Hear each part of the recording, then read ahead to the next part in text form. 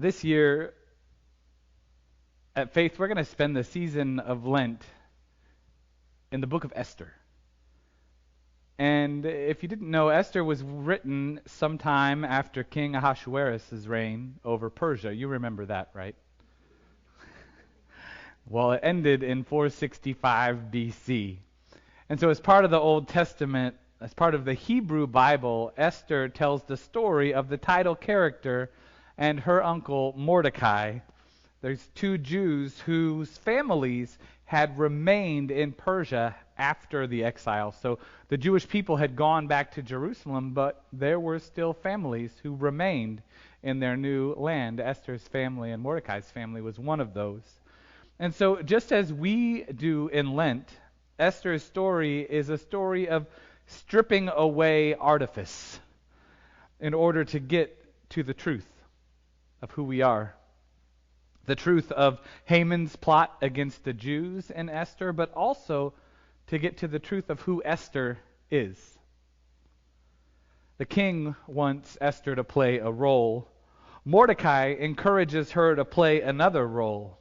But in the end, Esther succeeds in saving her people by stripping away artifice and living into her truth. And so as we begin our journey through Lent and to the truth of Christ's resurrection, we look to a different queen tonight, Esther's predecessor, Vashti. King Ahasuerus has a role for Vashti to play, but it is Vashti's refusal that sets the story of the book of Esther in motion. Esther chapter 1, verses 10 through 12. On the 7th day, when the heart of the king was merry with wine, he commanded Mehuman, Biztha, Harbona, Bigtha, Abagatha, Zethra, and Karas, the 7 eunuchs who served in the presence of King Ahasuerus, to bring Queen Vashti before the king with her royal crown, to show the people and the princes her beauty, for she was lovely to look at. But Queen Vashti refused to come at the king's command delivered by the eunuchs. At this, the king became enraged, and his anger burned within him. King Ahasuerus calls Vashti to come and perform, to play a role, to entertain his friends. Like the world, the king doesn't want her true self. He doesn't seek Vashti for who she is. In fact, allowing Vashti to be the woman God created her to be might pose a danger for Ahasuerus. I think the same is true today. While we might not have kings and queens in our contemporary culture, although we have a queen here tonight, one of our Mardi Gras queens is here, we are still ruled by forces outside of ourselves. We're ruled by a culture that wants us to act a certain way, to love a certain way, to fight a certain way, to live a certain way, and I think most importantly, to spend a certain way.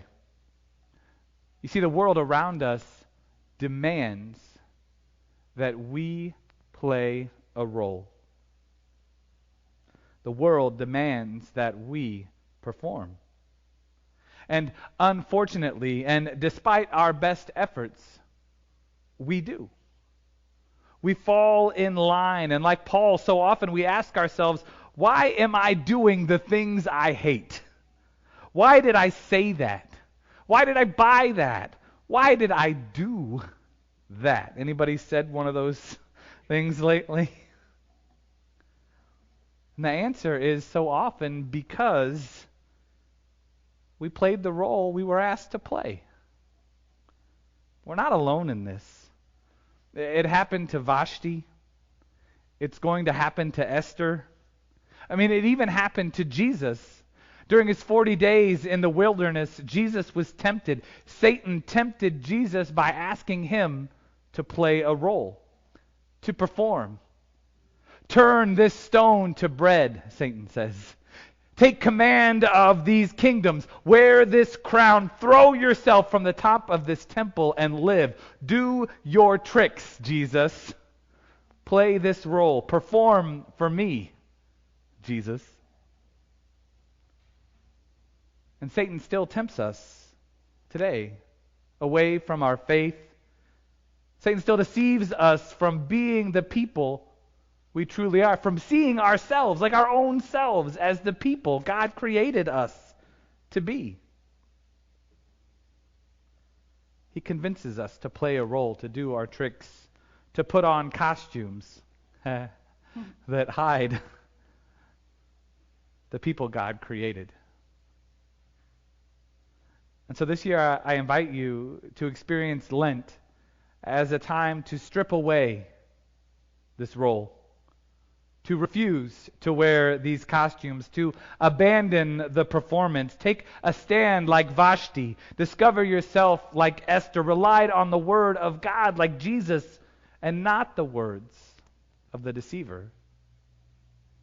And so, like the book of Esther, we began this journey and we begin this journey at a feast. As we begin this 40-day journey to discover who God created us to be, we remember that God calls us to a banquet, a great banquet, a wedding banquet, to commune with Him, as the disciples did at the Lord's Supper. The beauty of this banquet is that God, unlike Satan, unlike the world, God invites us to come exactly as we are. God calls us to come with all our faults, with all our failings, that we might be remade by the body and the blood of His Son, Jesus Christ. We end tonight with one more reminder that our God is a God who continues to call us out into the wilderness, but who is always there with us, making all things new, making us new. It's another story of 40 days. The prophet Elijah was overcome and overwhelmed. He had witnessed his people, God's people, rebel against the Lord. Ahab, who was king of Israel, and Queen Jezebel sent Elijah a message, warning the prophet that they were going to take his life. And so Elijah, feeling alone, afraid, lost, fled to the wilderness. And there in the wilderness, Elijah sat under a bush and prayed that he might die. "I've had enough, Lord," he said. "Take my life. I am no better than my ancestors." And he lay down, went to sleep, hoping not to wake. But an angel woke him and fed him, gave him cool water to drink, and said, "Get up and eat, for the journey is too much for you." So Elijah got up, ate, and drank, and strengthened by that food, Elijah traveled 40 days and 40 nights until he reached Horeb, the mountain of God.